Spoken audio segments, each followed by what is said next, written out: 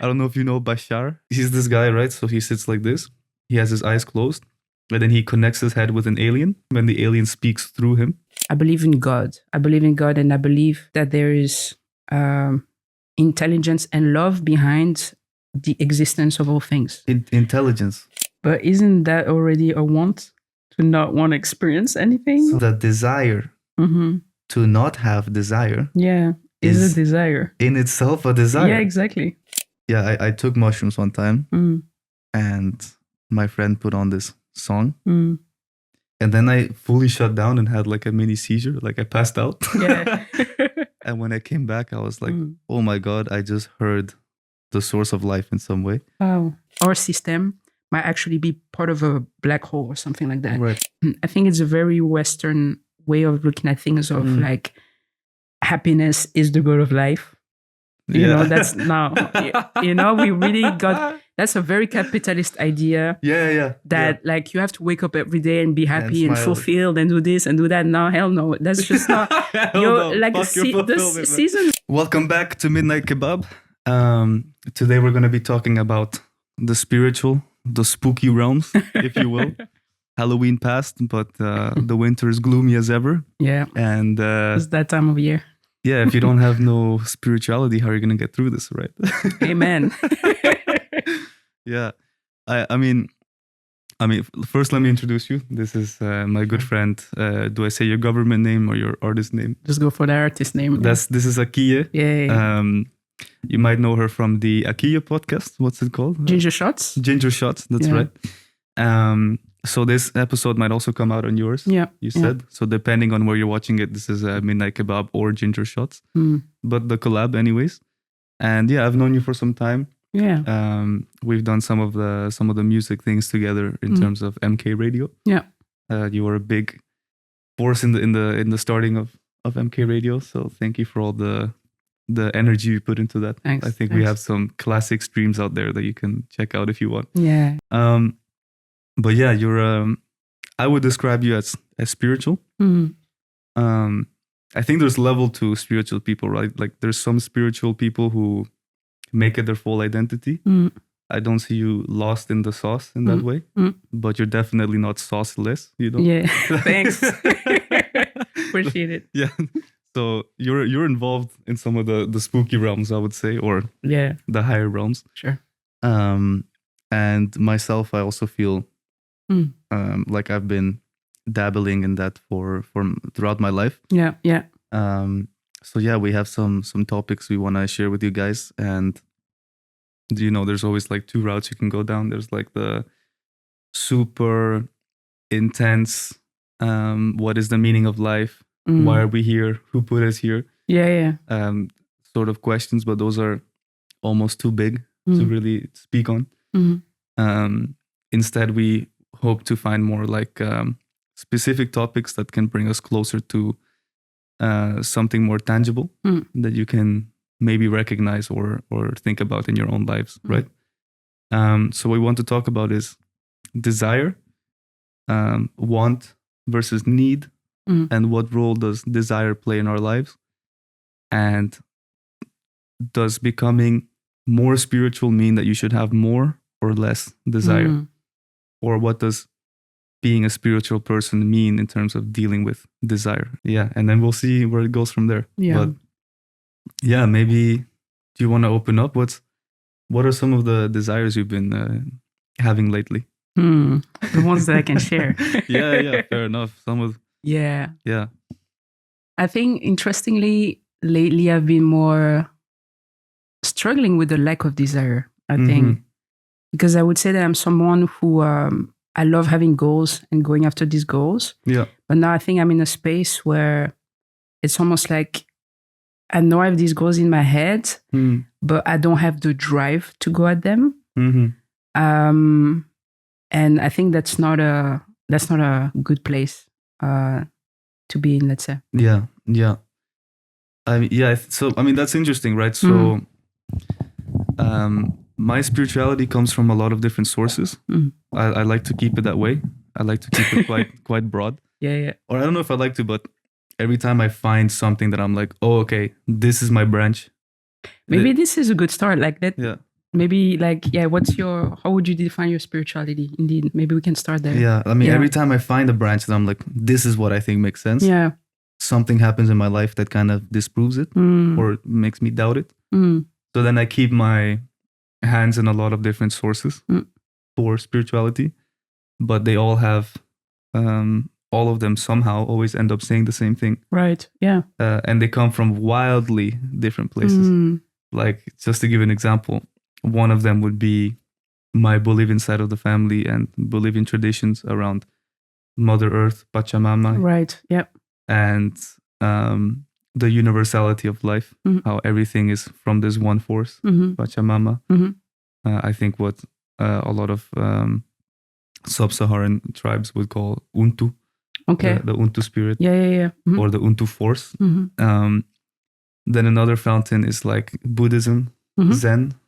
A lot of those teachings I get through Allan Watts, who was one of the first modern scholars from the West that took those teachings seriously and examined them seriously academically. And then I have some really, really far out kooky sources like the TikTok. Yeah, for sure, a TikTok. I don't know if you know Bashar. So no, the name sounds familiar, but he's this guy, right? So he sits like this. He has his eyes closed, and then he connects his head with an alien. Like he forms a connection. I don't know with Bashar. Introduce me. The alien is called Bashar, apparently. Okay. And so he has this alien connect to him, and the alien speaks through him. Yeah. Uses his body as a conduit, he says.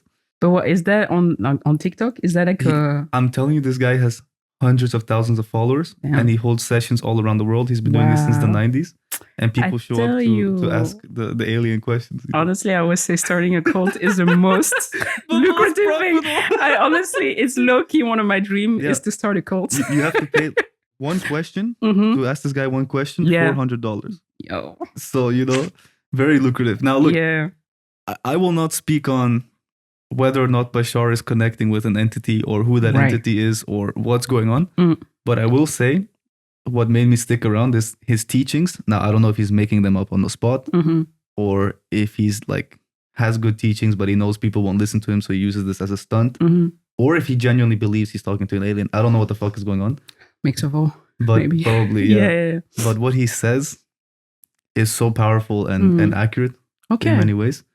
And so all these different fountains kind of build up my overall spiritual understanding. Interesting. And I wasn't always a spiritual person. Like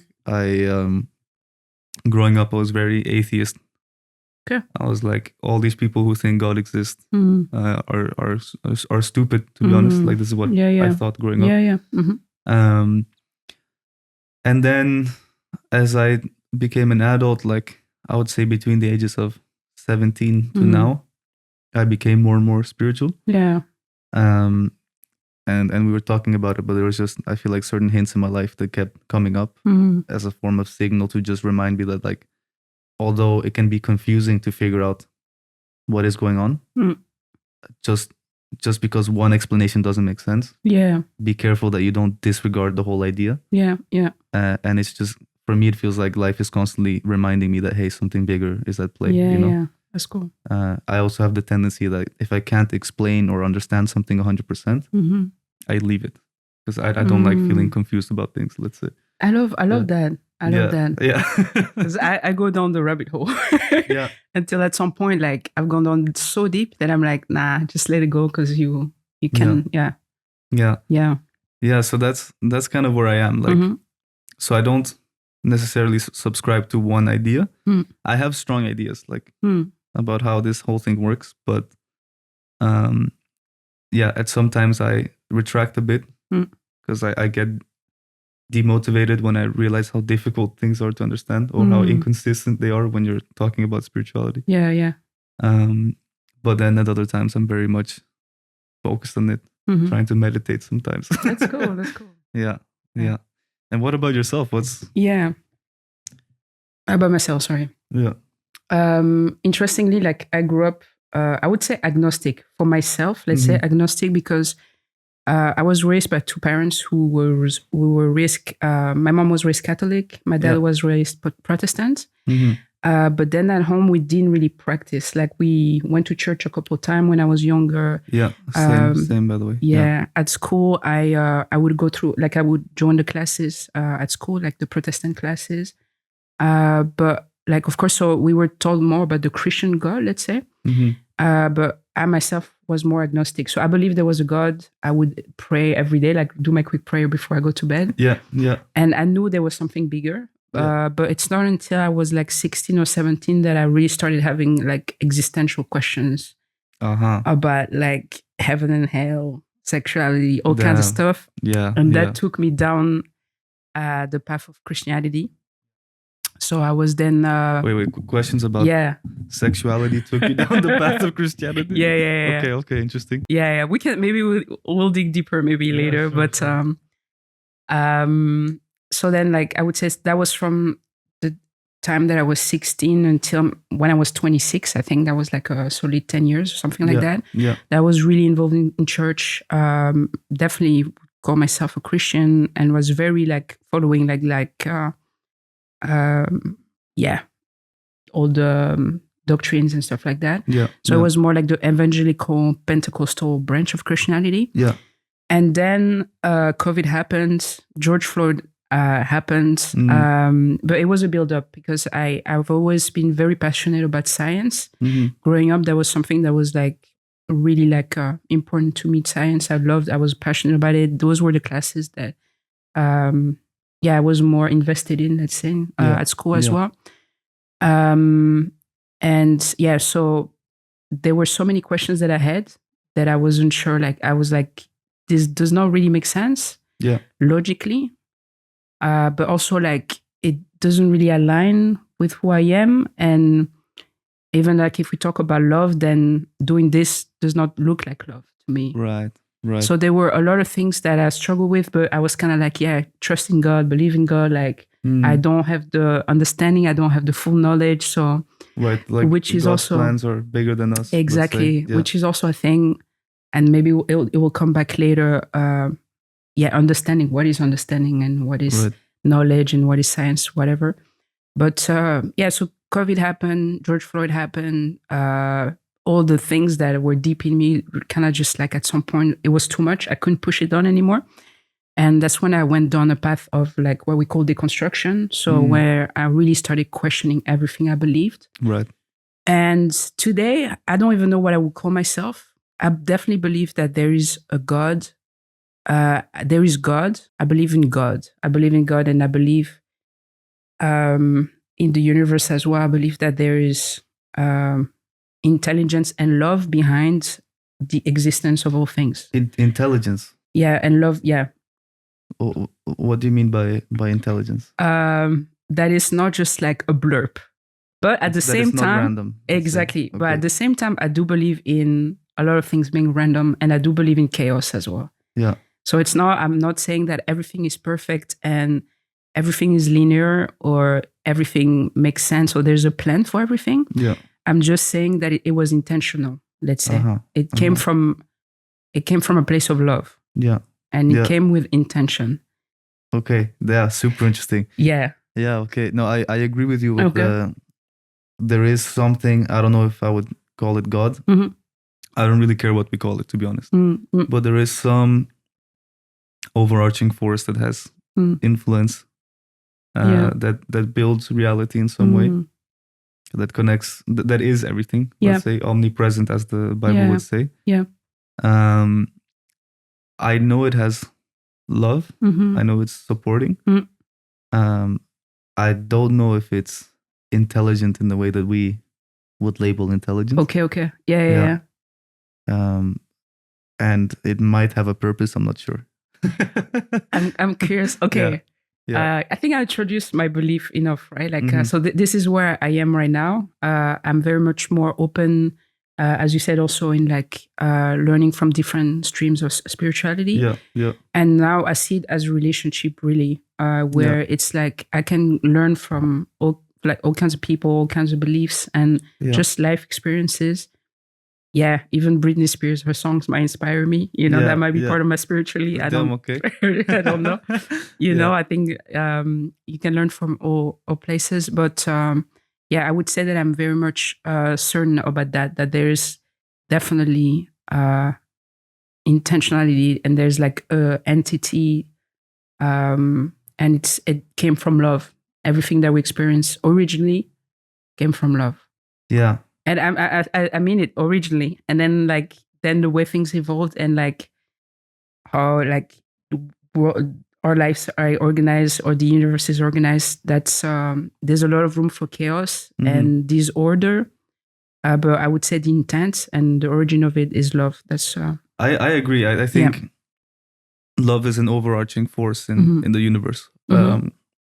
Love is something that transcends physical boundaries. I think. Yep. Just like the electromagnetic field is, can go through physical boundaries. I think love is the same way, right? It connects people. In a way, and it has influence that can then become physical reality. But yeah, I think it's a fundamental part of the universe or the God, whatever that is. Yeah. Maybe, and I know we said we would open the conversation around desire, but I think where we are now in this conversation, it would be interesting to go into free will. All right. Because you're saying that God or God started reality through love, right? Or that everything came from love. Yeah. So let me ask the annoying question, right? So if that's the case, why are there children who starve to death, for example, right? If everything came from love, why is that the case? And I think free will be part of this answer. That's why I'm exactly going in that direction. Yeah, I think it's a tough question, and honestly, like back in the days, I would have been like, you can just call on God and like believe and trust in God, and He will make your life all right and stuff. But that's what I mean. That I believe there's chaos also. And that's also part of this world, and I don't even know that I have an answer for that, and I don't think that we can ever understand reality in general. But okay, but that's like going more and more abstract. But to answer your question, I would say that like love, there's freedom that's given in love, definitely. But what if love is not I give you everything perfectly and I will never allow anything to go wrong, but it's more like you can always count on me. Right?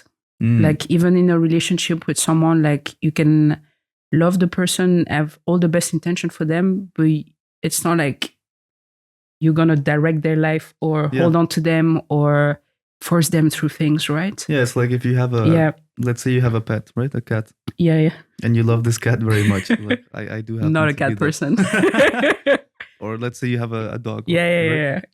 So when people ask this question, essentially what they're saying is like if I had a dog, I would keep it in a confined space where I know that everything is perfect for him. Yeah. Like I would make sure he has food, he has water, and there's no there's no danger. Yeah. And when he's sick, a vet would come and take care of him. Like everything would be perfect for this dog. Yeah. But the dog's experience would be highly limited, and he would not have free will. Yeah. Right, or the dog would not have free will. Yeah. So, I think that's sort of the same approach the universe has to us. Yeah. Is that true love is actually not defining or confining your reality. Yeah. And putting boundaries, saying you cannot cross these boundaries because then someone will be hurt. Yeah. True love is to say, okay, this cat, this dog, or this person can roam free. Yeah. With the risk that if they're outside, they might get run over. Yeah, exactly. Or they might fight another dog, or they might see something that hurts them. Like, or they might not. Or find their way home, and then one day they go hungry. Yeah. But true love is to say, I offer you this experience, and I support you in your own adventure as an individual. Exactly. Right? Yeah. So I think for me that would be the answer. Like, why are there people starving? Because whatever created us loves us so much that they allowed us to choose our own experience completely. And to including the experience of being oppressive or hurting other people or hurting ourselves. Exactly. And when you look at something like manifestation, for example, I think that's very often what's going on there is that whatever you want to experience, whatever you believe is true, God or the universe will manifest that for you. Because he is so supportive, so loving, that whatever you insist is true, including negative things, he will say, sure, you can experience that if you want. Interesting. Yeah. So if you're like, fuck, today's a terrible day, today's going to be terrible, today's going to be terrible, sure, I'll give you the experience of having a terrible day, you know? Yeah. But on the flip side, today's going to be great, today's going to be amazing. Sure, let's have the experience of a nice day, you know? Yeah. I think, for me, that's what I think is going on. Yeah, cool. I was when you were talking, I was thinking like, you know, like going to like what is spell turn, like where kids go and play and have fun, like a playground. Playground, exactly. Yeah. Imagine if, as a parent, you drop your kids off there and you were telling them, "No, go play there. No, go do this." Like you know, exactly. And all the time you were like, over them and just telling them what to do and where to go. Yeah. Then there's no playtime. There's no playtime. Yeah, no playtime is that the kids interact and maybe they fight. Yeah, exactly. Maybe they fall off the swing. Yeah, exactly. Now, obviously, like as a parent, you should go. Like if someone gets hurt, and you help them out. Yeah, definitely. But you don't say, "Okay, guys, we're gonna play, and everyone's gonna stay 2 feet apart." Yeah, exactly. If you touch each other, someone might get hurt. Yeah. So yeah. Like also in the way my Danish mom brought me up, it was very much, and I feel like she was very good at giving unconditional love. Yeah. She was very open to me doing whatever the fuck I wanted. Like there were some boundaries, of course, but it was never like, you have to do this because I'm telling you to. Right. Yeah. Like, no, you can do it. Yeah. And be aware that you might feel bad because of this and that. Yeah, exactly. Go do it, you know? Yeah. And she let me go out when I was young, and that was very good for my development. Yeah. And also sometimes I got hurt and I hurt other people. Yeah, sure. Because I think, you know, as a young person with a lot of freedom, you might, you don't have the morals yet. So you're going to fuck up. Yeah. But still, that was, I'm not sure that, I don't know if it's the right approach, but it was an interesting approach that I think comes out of love. Yeah. Like just giving someone freedom to go and fuck up, you know? Exactly. Yeah. And it's funny that you call it unconditional love, because when you said that, I was like, what is unconditional love and what is conditional love? Yeah. But I feel like it's almost like we added a term before that says the same thing. Yeah. Because I guess you either love someone or there's, I mean, and we're not perfect, nobody's perfect, but it's like you either love or you are like fearful in love. In a way. And I think that's the difference. You can be fearful in love and be like, yeah, no, you're not going out, you're not doing this, you're not doing that. Yeah. Or you can love and it's kind of like trust. Yeah, I think conditional, like, it's a fun way to explain it. It's like conditional love would be, I love you, but I'm going to control what you do. Which is fear. So, that I never lose you. Exactly. Yeah. Because if I give you unconditional love where you can do whatever the fuck you want, I might lose you. Yeah. Because what if you decide to do something that is detrimental to you? Right. Yeah. Maybe you decide to go out and take hard drugs, you know, like who knows? Yeah. You can do anything. So, maybe you go down the wrong path and then before I know it, as a mother, I lose my connection with you. Right? And maybe you go to prison and I cannot see you all the time. Yeah. So, or maybe you move to a different country. Exactly. Yeah. Like all these things that's can be the result of unconditional love. But I think that's the key is like, am I going to be fearful in my love, as you're saying? Yeah. And I don't think God is fearful in his love. I don't think so. Yeah. I think he is precisely unconditional loving, which means I will love you even if you decide to become Israel, right? Whoa, that came out easy from your mouth. I'm surprised. But I really think it's that extreme, because otherwise, if he was more driven by justice and conditional love, that I will only love you if you act correctly. I will only support you, give you life if you act correctly. Right. then all of these tragedies would not happen, right? Yeah. That's how I see it. Yeah, definitely. Yeah. Yeah. Yeah. Yeah. Damn. So, okay, so we're in agreement on that one, more or less. Yeah, I think so. Yeah, I think so. Yeah. Yeah, and that's always, also growing up, like my mom, she always said that when she was, she got her confirmation, she asked the priest, like, if God is all-knowing and all-powerful and all-loving, why are there people starving? Right. That was actually her question. Funny that I started there, but... Yeah. And she doesn't remember exactly what the priest answered, but she remembers that it was some convoluted, long answer and that she wasn't satisfied with it. Yeah. I think a lot of people that have a strong sense of justice, they turn away from God. Yeah. Because they think this God must not be loving because my justice feeling comes from love. Yeah. I don't like people getting trampled over. Yeah. Because that feels hateful to me. So if God exists, he must be hateful, because of everything going on. Yeah, yeah. But funny enough, that same person, because my mom also works for the UN, like her whole life is about justice. Right. And trying to give justice to people that have been mistreated. You know? And that's why she shied a bit away from religion. But at the same time, she taught me unconditional love. Yeah, I see. And that teaching of unconditional love leads me to understand that God is all loving, and therefore we have tragedy. It's a funny circle. Right. Yeah. And it's also interesting how, like, I guess for some people, seeing so much evil can turn them away from God.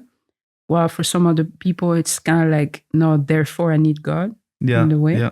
So it's also interesting, like, how you can react differently to that as well. I will say my mom, I don't think she's religious at all.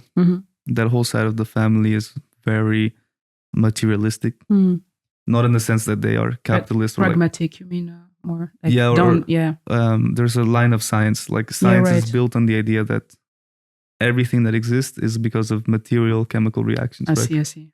We are only conscious because chemical reactions go off in our brain. Yeah.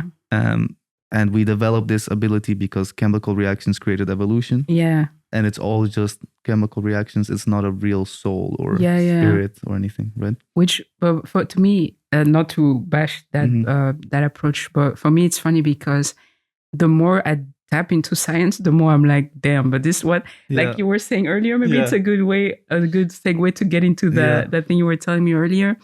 Because for example, even I'm so passionate about the concept of a black hole as well, because it's kind of like an ever evolving concept. Like people dedicate their entire life. Like you have the most intelligent people, like they sit down like together in a room, they dedicate entire conferences and they still don't have a clue of what's going on. And that lets you know like that anybody who like is going to be like, this is what God is, or this is what science is just ignorant because we don't know. We just can like theorize, have ideas, try to figure it out, experience it for ourselves. Yeah, it's so funny you say that. Exactly, because so in my mom's generation, they didn't have like quantum physics, the physics of the smallest particles. Right. All of these things were quite new. It wasn't part of the mainstream, right? Now, string theory, the Higgs field, like all of these things are slowly part of what they call the standard model. All right. Funny naming convention, but that's literally what the physicists call it. Okay. And basically, it's a way of integrating spooky science like quantum physics into standard Newton physics. Okay. Which is like what we always had, like if you throw a ball, it will land here because of this speed and that mass. Right? And now quantum physics, that breaks down. Newton physics stops working once you go small enough. Right, So that created a strong contradiction. And in my mom's generation and in my grandpa's generation, he's also a very technical guy. He's an engineer.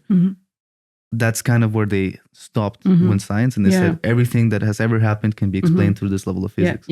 And the quantum physics, okay, something strange is going on there, but we're not going to look at it. Okay, yeah. Now they're integrating quantum physics, and and they have this standard model in which both the quantum physics and Newton physics can coexist. Okay. Interesting. And the math continues to add up. Yeah. Which is very important for the science community, because if they don't find a model where Newton physics continues to add up, then basically they have to admit everything they've ever calculated is wrong. Oh shit! Right? That's so that's the approach.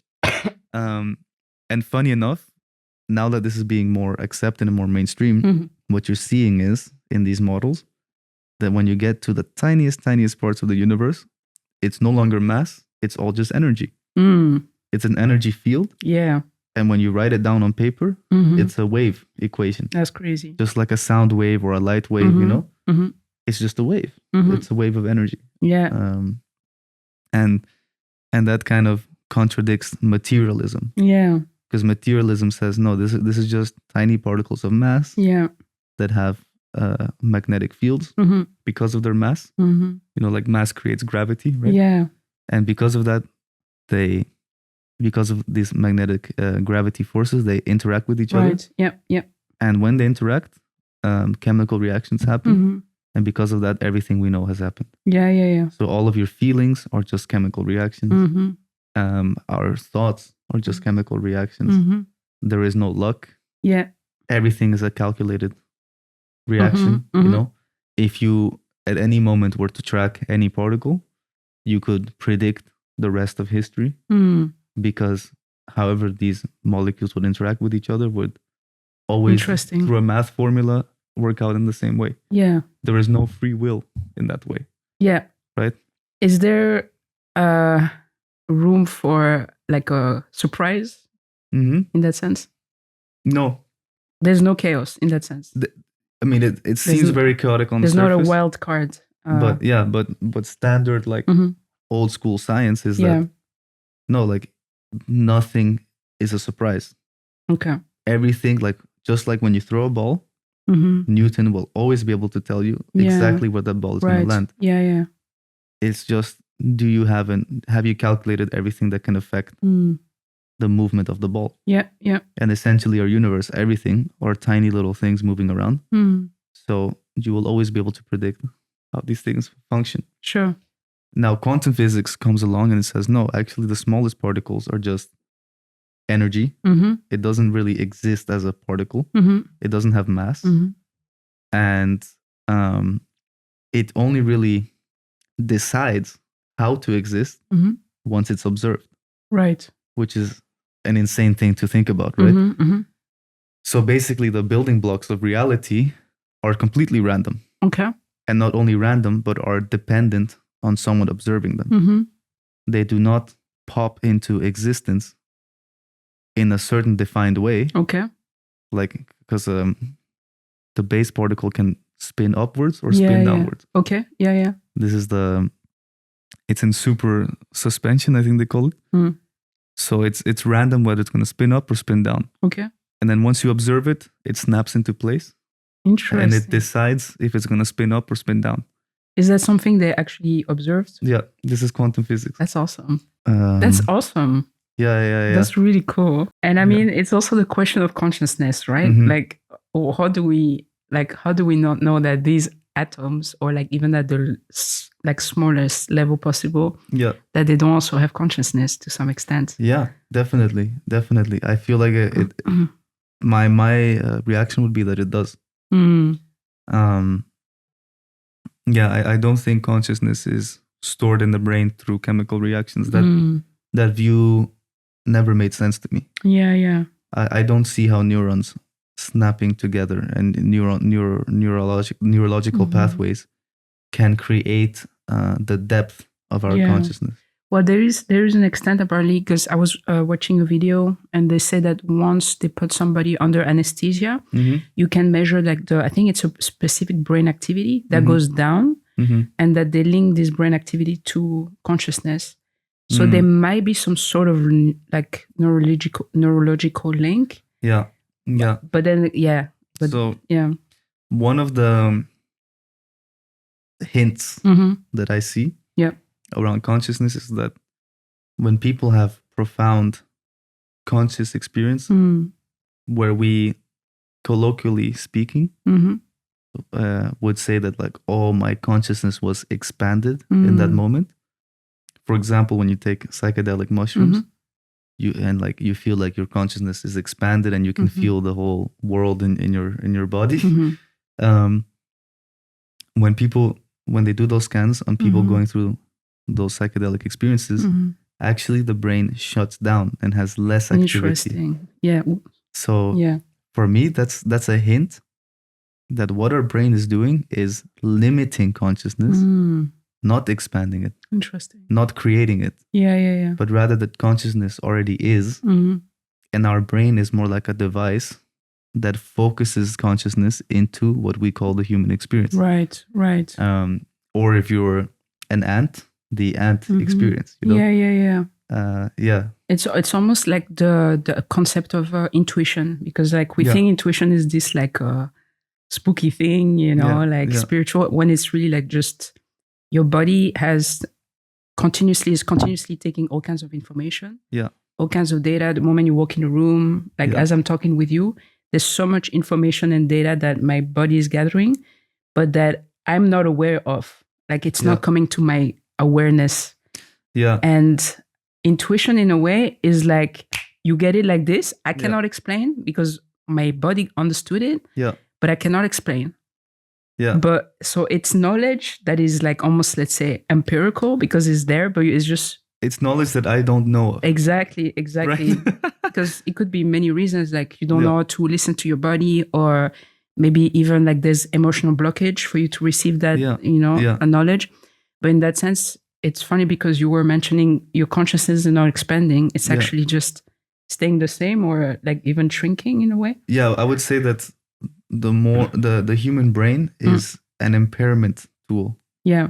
So it limits consciousness. Yeah. It limits it to the human experience. Right. So the more you shut down the brain, the more you go back to consciousness, the raw source of consciousness. Interesting. In which point you're in a state of everything. Yeah, okay. Right? Yeah. Like going back towards the consciousness of God himself or itself. Sorry. Yeah. I've never done mushrooms, Mom, so I don't know. Me neither. So I'm really curious what that experience is, and maybe one day I will try. But I can tell you a few things. Because I mean, I've been in church, and there's like some stuff you do experience that also makes you like, it's definitely beyond you. Like spiritually, you experience some stuff. It just goes beyond you, and in that sense, like maybe I would relate it to maybe like a psychedelic experience. Maybe. Yeah, for sure. Yeah. I mean, psychedelics, it's a cheat, right? It's a shortcut. Right. Yeah. A lot of spiritual leaders actually don't like it because they feel like it's cheating. I don't necessarily know if it is or not, but that's to say basically that you can achieve that state of mind through meditation or through other forms, through music. Right. Some people through dreaming, you know. Yeah. So it's not a unique experience to that chemical. Yeah. And when it comes to something like DMT, for example, like other psychedelic components, a lot of these are naturally found in our brains already. Yeah. So it is, you can get snaps like or small dosages of it just through going through life. Yeah, exactly. Near death experiences, for example. These sort of things. Yeah. Is there? I think is the case for any drugs, right? We have already the molecules inside of us, or I don't know. Well, now that you mention it, a lot of drugs. I guess they're just stimulants in a way, right? Yeah, like there are some drugs that introduce new chemicals. Interesting. Like you don't have nicotine in your body, for example. Okay. You don't have caffeine. In which case I'd be, oh no, now you mentioned caffeine, I'm not gonna finish my sentence, because I was gonna say like, I mean, from like if I take it from like a spiritual, like holistic point of view, I'd be like, anything that's not in your body naturally, you probably should stay away from it, right? Because it's kind of like disrupting your natural, state in a way. Yeah. I mean, like processed food and stuff, of course, but like I guess even So I didn't know that caffeine was not in our body, for example. No, I mean you have certain chemicals, right? Like for example, dopamine. Okay, when you take something like MDMA, that's just a chemical that blocks or that opens the receptors to dopamine. Yeah. So it releases all of the dopamine that you already have in your brain, right? The same for taking DMT, for example. It just releases all the dimethyltryptamine, I think it's called, into your brain. But there's other drugs that actually introduce a new chemical that's not naturally there. I see. Yeah. Or some that, like synthetic weed, for example. There's like all this new chemical weed. It mimics certain chemicals that you wouldn't usually have in your brain, but it's not the same one. It just mimics it. I see, yeah. So it attaches to your receptors. Yeah. And your receptors think it's that chemical, but it's actually something else. Yeah. And then they interact, right? And that gives you an experience. Could we say that vaccines are drugs? Vaccines are drugs? I'm not anti-vax, but just careful. Like when you think down to the core. Yeah, it's what constitutes a drug, right? That's an interesting question. Yeah, exactly. I mean, it's I would say it's more of a supplement, right? Like your body interacts with it. It affects your body, right? Yeah. You create antibodies when you take the vaccine. Yeah. But I don't know if it gives you a psychological experience. Right. Yeah. It's okay. Damn. Yeah. So we've touched a few points. Yeah, for sure. I'm trying to see how I can turn this conversation back towards desire, which was where we started. But because I think you were like asking in a way like when it comes to spirituality, right? Like because before we were talking a bit, and it was kind of like the idea of like some school of thoughts see like the ultimate sign of spirituality as not having desires of wants, while other school of thoughts would say the opposite. Yeah. So maybe we can like if you look at Zen Buddhism, by the way, I'm no master in this topic, so if I offend anyone's culture by misrepresenting it, I'm sorry. But appropriation. But what I understand is the Buddha said that the root of all pain, of all suffering, is desire. Right. So the goal in life is to stop desiring, to stop having needs and wants. And through that, you will reach nirvana, or the next stage of existence of consciousness. And you will leave the cycle of reincarnation. Okay. Yeah. And until you do that, you will be stuck in this cycle of reincarnation. And so that is kind of the point of life. I see. Now, what that leads to is a bunch of monks who walk around and they only eat plants. Yeah. They don't partake in any vices. Some of them do an oath of silence, so they don't even speak. Yeah. And they don't pursue careers. They don't pursue love interests. They are mostly devoted to just existing in a state of not having desire. Yeah. So being alive, experiencing, but without wanting to experience anything. But isn't that already a want? To not want to experience anything? So that's where Allan Watts comes in. Yeah, okay, cool. Super interesting. Yeah. So he says that this is just a trap. The desire to not have desire is a desire. In itself a desire. Yeah, exactly. So all you're doing is chasing the desire of becoming someone who has no desire. Yeah. And so the key for him, for Allan Watts, was always to teach that there is nothing to be done. Yeah. You are already in the perfect stage. Yeah.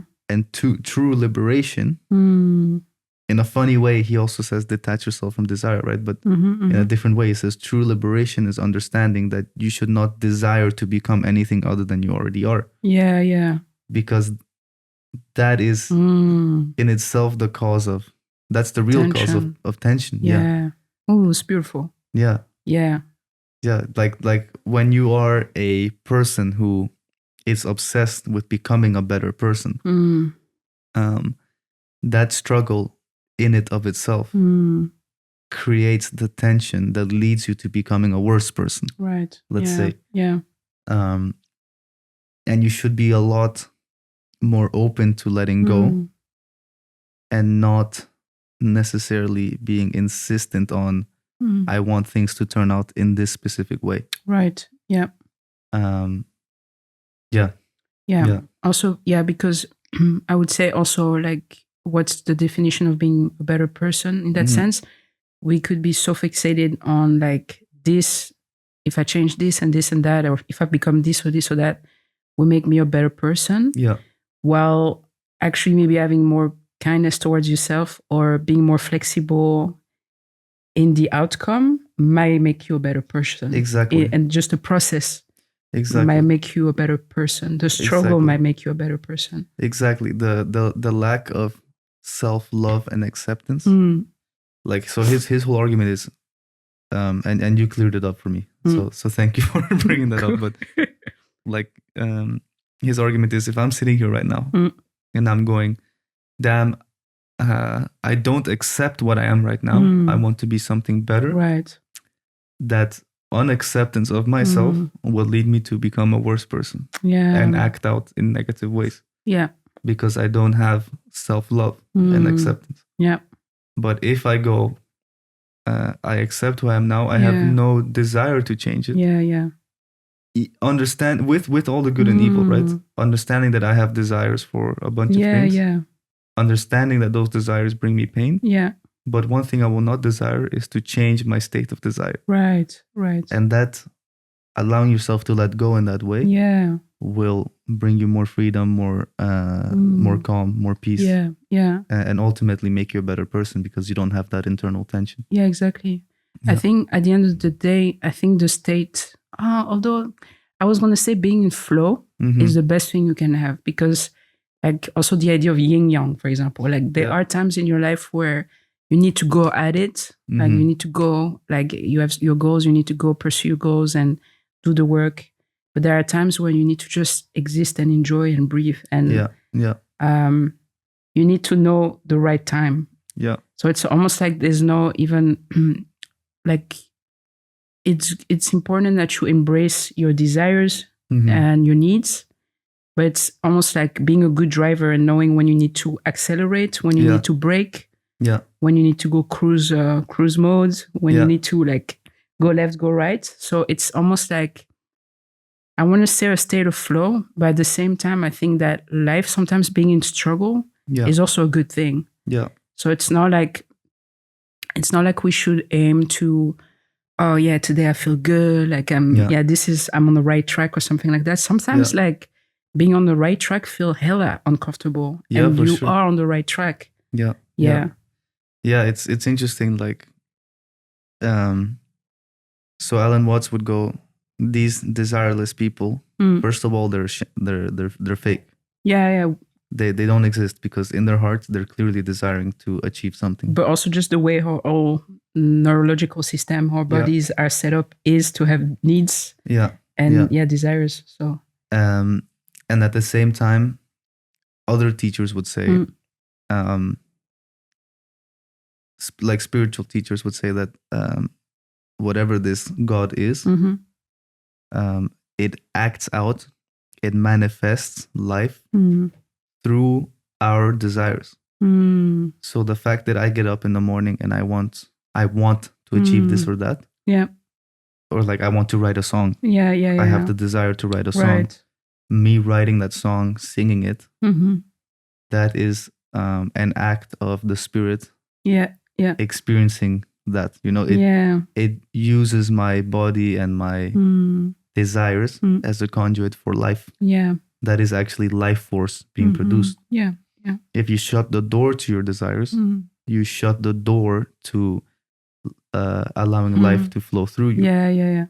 Because the way life flows through you is exactly by grabbing a desire and manifesting that, giving you the support to pursuing that desire. Right? And that desire, as going back to the beginning, like that desire can be positive or negative. Right. Yeah. But still life will find a way to support you in that desire. If you want to go out and rob a store, to do something negative, let's say, it will show you a store around the corner that has no security, right? That you can more easily rob. Yeah. If you want to do something positive, it will show you a person that needs help, right, and that's willing to receive it and put that person in your path. Yeah. And so cutting off yourself from desire completely stops the flow of life energy itself. I would even say that, it turns you, it makes you stagnant, you know, and that's when like all kinds of unhealthy stuff comes, you know. Yeah. Like you have also in the Catholic Church, for example, not to name like a specific church or whatever, but like with all the abuses and stuff, doesn't it just come from just men who had healthy sexual desires to begin with? Yeah. But they did not like channel those desires properly. Yeah.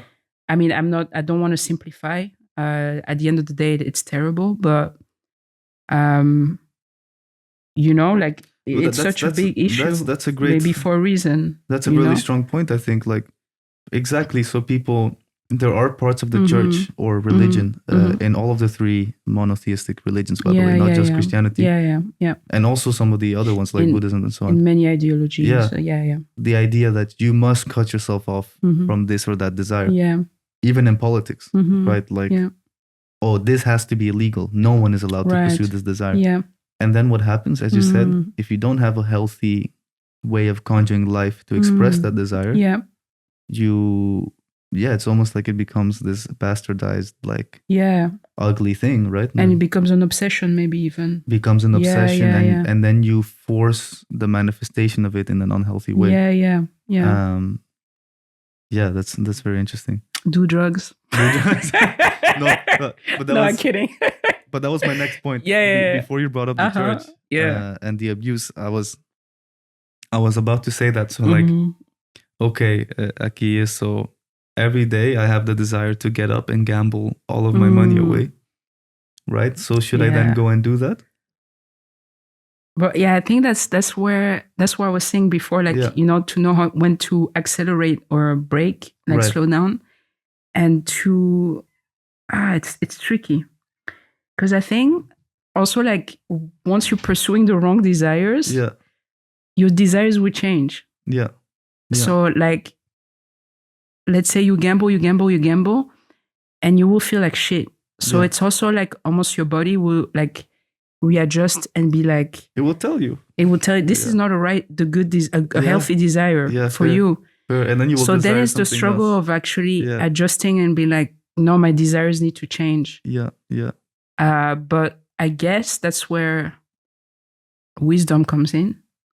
Yeah, I would say. So like there are desires and there are wants, there are needs, and then there's wisdom to know when you should act on it and when you should not act on it. Yeah. And then it's not a matter of like, this is wrong or right, but just like, it's actually smart for me not to do it. It's actually not smart for me to do it.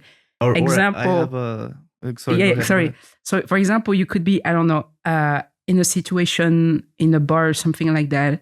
And then there's an argument that starts or something like that. And in the moment, your best thing you can do is withdraw yourself.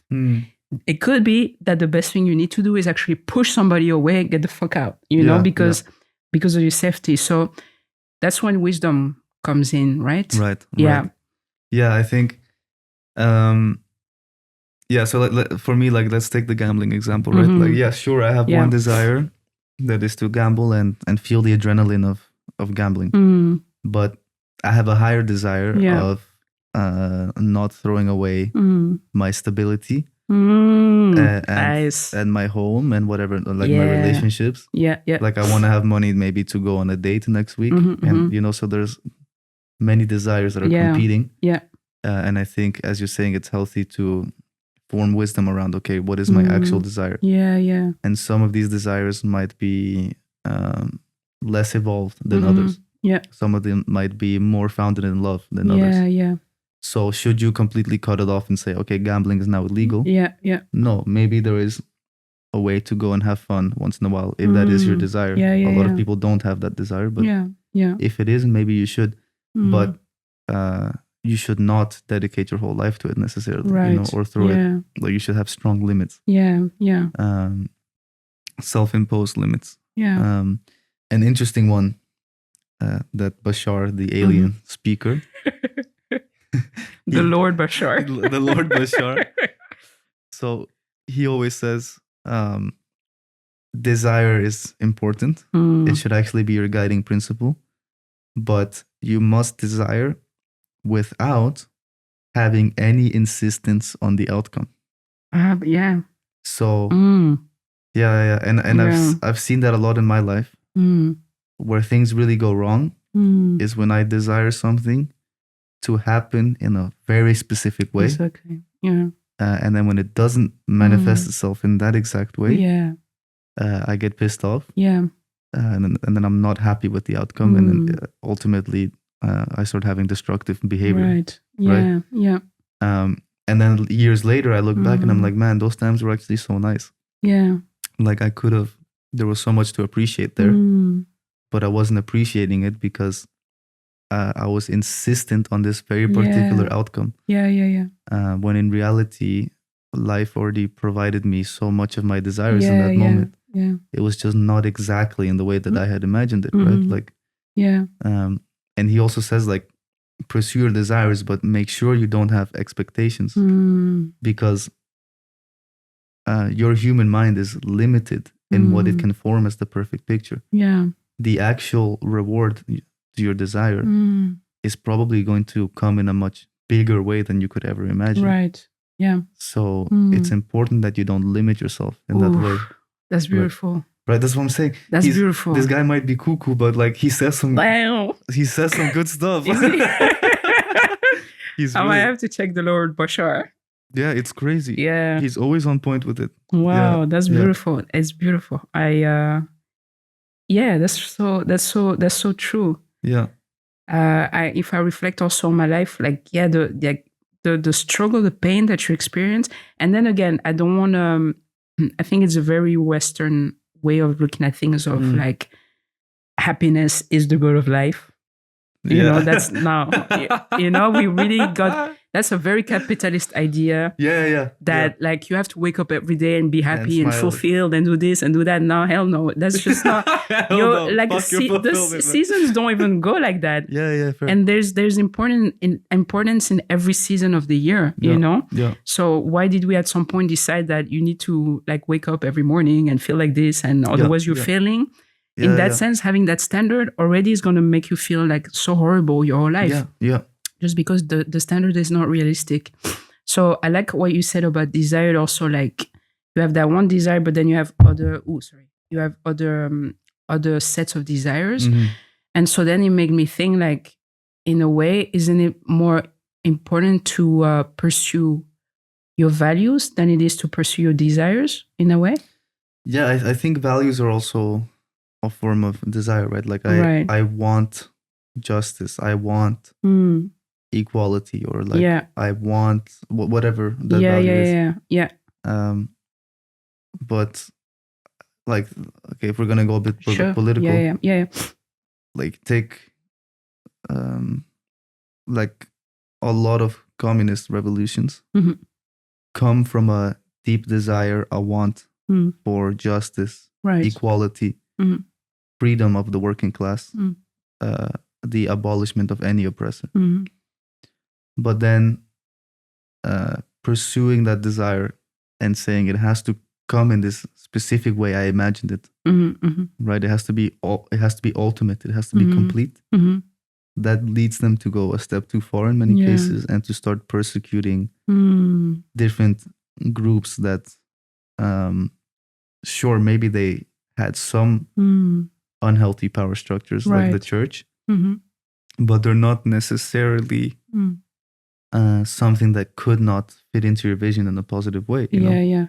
Like, I think there's a way to have equality and liberation and spiritual houses, you know, like churches or mosques or places of Tai Chi, you know, or whatever. But then do you think in that sense that the issue was then the outcome? Again, the idea of like the outcome of our desire more than like the pursuit itself. Yeah, for sure. Yeah. Exactly. I think being insistent on that this state, this society has to look exactly in this way. And if it doesn't, I must, use all of my tools that I have, including force, including persecution, you know, to make sure it happens. That's when, ironically, you betray your core values. Right. And all of a sudden you become the oppressor. Yeah. Right. It's really tricky. Honestly, it's tricky because it could be in anything in our lives, and even positive things like activism, right? Yeah. Where you could start with a great idea, great intention indeed, and then you get, I think, being in automatic mode is just one of the most dangerous things you can get in life when it comes to your pursuit, your desire, your goals, your dreams. Yeah. And in that sense, I think that's good that life sometimes shakes us once in a while. Yeah, for sure. Because it forces us to question again, like, who am I? Yeah. What are the things that are important to me? Am I experiencing that? Am I dedicating myself towards that, let's say? Yeah. Because you could, even in activism, you could, even, for example, feminism, like then there has been like some very extreme forms of feminism, but also very exclusive form of feminism, you know, that's not inclusive of different realities, like of women living in Africa, for example. They have different concerns that somebody who was like upper middle class here in Europe, you know, but then they make their desires and their needs like everybody's needs, which is not true. So even in that, like, and that's maybe where spirituality is good, like mindfulness is so important. Because for me, like, mindfulness every day kind of like forces me to come back to the present moment and reevaluate everything. And it's not like I can, of course, think about everything in my life, but just to take some time to meditate and to be mindful. It kind of force it's almost like a reset in your whole energy or spiritual, just your whole system, to be like, okay, let's reset. Let's see, you know. I love the concept of resetting. Yeah. Another teacher, but this guy. Yeah, please go. This guy. I like that about you, though, that you have the theories, and that's really cool. But this teacher is not a spiritual teacher per se. He's just someone I knew that I looked up to a lot and helped me through life. No Bashar. No Bashar. Although I'm sure he also talks to aliens. This guy is he's a bit cuckoo, but no, really nice guy.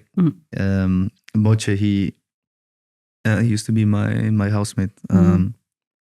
He said, he had the practice of resetting quite often. And I never quite understood. Like, he was like, it's so beautiful when you reset. And I didn't get it. But now I kind of do it. Like, for me, resetting is, I try to do it through meditation or something. And it's like taking a step back, showing full appreciation for the situation I'm in now. And being like, okay, this is my reality. Forget all the expectations I had about where I would be right now. Right. Appreciate what I have. Observe what my reality is. Yeah. And then reset my goals and expectations from this reality. Yeah. And let go of all the old ones. And then we see what happens. Yeah, you know? yeah. For me, that's like resetting. And for me, that's my most mindful moments, let's say. Beautiful. Yeah. Damn. Yeah. I think, I don't know, is that where it ends, or do we? I think, like, how long was this? I have no idea. I didn't check the time before or after.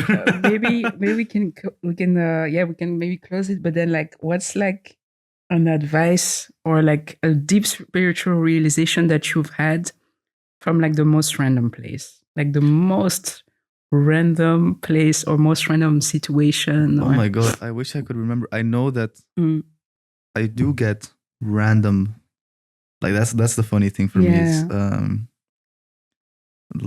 okay, I'll tell a story. I took mushrooms one time and my friend put on this song and the song was a house, I guess it's house music, but it had like this South Asian singing in the back. And then it has these, like, I'm sure the guy who wrote it was also on mushrooms. Like, at least that's how I feel. Like, and this song was so powerful, that I felt like within the song was encoded the whole story of life itself. That's cool. And then it has this one part that goes like tuwo, tuwo, tuwo, tuwo, tuwo. And I'll put the link to the song in the description.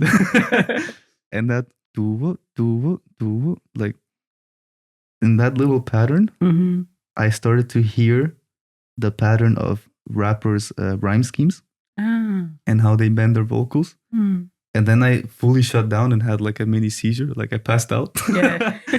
And when I came back, I was like, oh my God, I just heard the source of life in some way. Wow. And so I know it's a bit random what I'm saying, but what I took away from that experience is how connected everything is in behavior. Yeah. As in, because the building blocks of life are just waves, energy fields, they behave in a certain wave pattern that manifests itself in everything that exists. So when you hear a song, the song within it hides the wave, the same wave function of reality itself. Yeah, yeah. So you can actually find,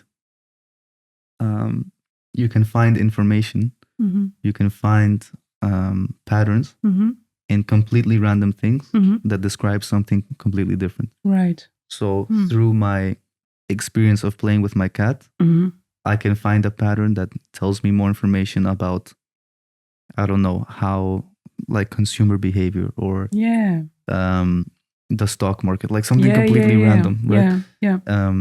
Because just there is one overarching pattern, one overarching field of energy that creates reality. And any particular part of reality manifests that pattern.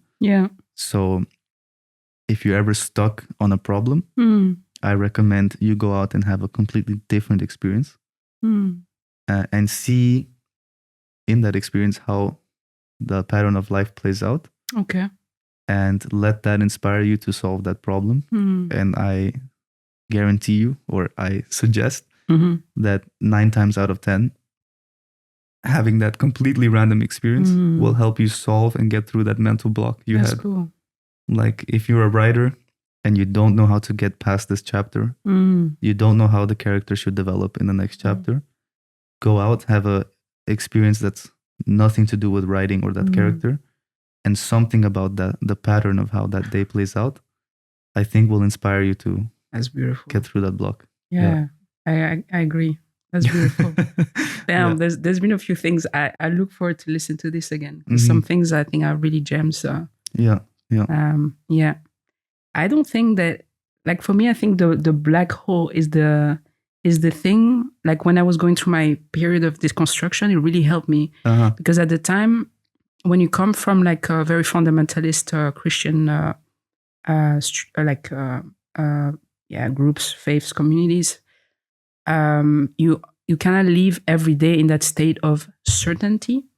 So things have to be this way or that way. It's either black or white. And it took me a long time. And I think to this day, I'm still deconstructing that, of really looking at life in that duality of like having the perfect knowledge or knowing perfectly things.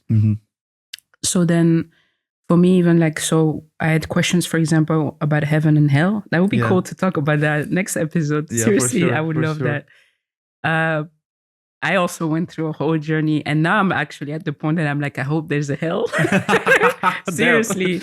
Shit. Like when you look at this world, I'm like, some people need to sit down a little bit. Yeah, you know? just take a pause. Yeah, a little breakdown there. Exactly. But how was I saying that? Yeah, black holes and deconstruction. Yeah. Sorry, thanks. So then I think I was trying so hard to figure out, okay, what is this answer about heaven or hell? You know, like I need to know to be able to move in my process of deconstruction. Like you just said, like I have a problem, I need to fix it. I need to know like what's the answer. And I got so fixated on some answers, like on some questions that I struggled with at the time. And I think for me, the black hole was like one of these where I was like, all these like super intelligent people, like they literally 50, 60 years of career that they only focus on this one aspect of physics and they still could not figure it out. So why do I think that that we're gonna I figure it can out. ever figure out like something like that concept that my brain Yeah. cannot even fully grasp. Yeah. And it really Crazy. helped me. And like even the other day again, like I saw this video that was from Niels deGrasse, I think his name Niels is. deGrasse Yeah, Tyson, right? deGrasse. Yeah. And the title was like the Milky Way our system might actually be part of a black hole or something like that. Right. And I don't know, it blew my mind that I was like, of course, maybe we're just a black hole. Maybe we think we're we're in the something, black but hole. we're just a black Oh hole. my God. Do you want me to go there? Because this is what I was discussing yesterday with Ness. And Let's go. yeah? Yeah, let's go. Okay, are you ready to? Yeah. So, and this one I come prepared because we were talking about it yesterday. Wonderful. So, we talked about it earlier, but for the audience, like Mhm. in CERN, Mhm. between CERN and France, Mhm. they have this huge particle collider, Mhm. which is several kilometers long. They shoot particles at each other, Mhm. and when they hit each other, they see what happens. And what they find is that it emulates a tiny Big Bang, Mhm. and the calculations that they measure, or the measurements they get from it, Mhm. confirms a long theory, Mhm. which is the theory of the Higgs field. Okay. And the Higgs field is this field of energy Mhm. that runs throughout the entire universe Mhm. and was created from the Big Bang. The Mhm. release of energy Mhm. Of the Big Bang created the Higgs field. Mhm. So before the Big Bang, you had a bunch of particles Mhm. which had no mass, Mhm. which were massless, Mhm. zipping around. Mhm. And then once the Big Bang happened, the Mhm. Higgs field was created, this field of Mhm. energy, and how these particles interact Mhm. with that field makes them form mass. Mhm. So a way of explaining it is like, if this room is filled with fog, Mhm. that fog would be the Higgs field. Mhm. And if I'm an atom, or not a particle, Mhm. sorry, Mhm. that is affected by the Higgs field, Mhm. I can interact with it and start to move slower Mhm. and get like bogged down Mhm. and get confused. I don't know where what is Yeah. because of this gas or this fog. Mhm. And then I would form mass Yeah. through interacting with the Higgs field. Mhm. If you're a particle Mhm. that doesn't care about the fog and Mhm. continues running around, Yeah. and you don't interact with the fog, with the Higgs field, then you would continue to be a massless particle. Mhm. For example, light, Yeah. So that confirms the existence of this Higgs field. And now the Higgs field has an energy level, which they call EVE, I think. Okay. And basically that measures how tense the Higgs field is. All right. Like if you want to put it on a wave function, what frequency it's vibrating at. If you lower the frequency of the Higgs field, reality would collapse as we know it, because all of the particles would cease to have mass and would go back into a state of light where they're just massless particles zipping around. Amazing. So we wouldn't have physical things. Yeah. If you increase the vibration, the energy level of the Higgs field, then particles would get bogged down so much that they would become ultra dense beyond what we can comprehend. And they would become so dense and so tied together that some physicists theorize that that's what creates black holes. Bam, bro! Oh, shit! Yo. I love it. Yeah. That's amazing. And basically, the reason why it fits kind of together. Now, we've measured the Higgs field. Yeah. The scientists confirm that it exists, but we've never measured what's in the middle of a black hole because we cannot send anything there. Right. Yeah. Time and space is warped around it. Yeah. Right? So we cannot confirm this. That's why it's theory right now. Yeah. But the theory goes that in those areas, for whatever reason, the Higgs field is at a higher energy level. Things get so bogged down that they clump together so incredibly hard that it creates a black hole where gravity, electromagnetic fields, light, time, space does not exist. Everything gets warped, and at its core, it stops to exist. Yeah. And it opens up like the possibility for a whole new reality. because because like if that was to happen across all of reality, we would cease to exist, right? We would clump together and become something different. So essentially, like theoretically speaking, if that happens, you create a new reality. So it's very possible, if this theory is true, that at the center of a black hole you have a new reality. So we could be that new reality in the center of some black hole. Right?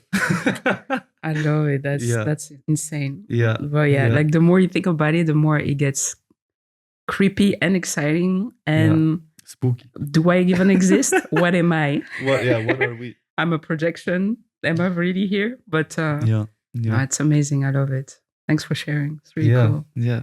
Wow. Yeah, I don't know if we should I guess I'm also a big fan of quitting while ahead. So I feel like this was a strong way to end it. Yeah, I think this is good. Yeah, and peeps? We can come back and discuss more. Yeah, for sure. Yeah, and maybe we should call a physicist one or two times. Oh, damn. That would be really cool if you can. Maybe there's some crazy physics student out there in Amsterdam. I feel like we should have like one physicist, one like religious, like a priest. A priest or something like that.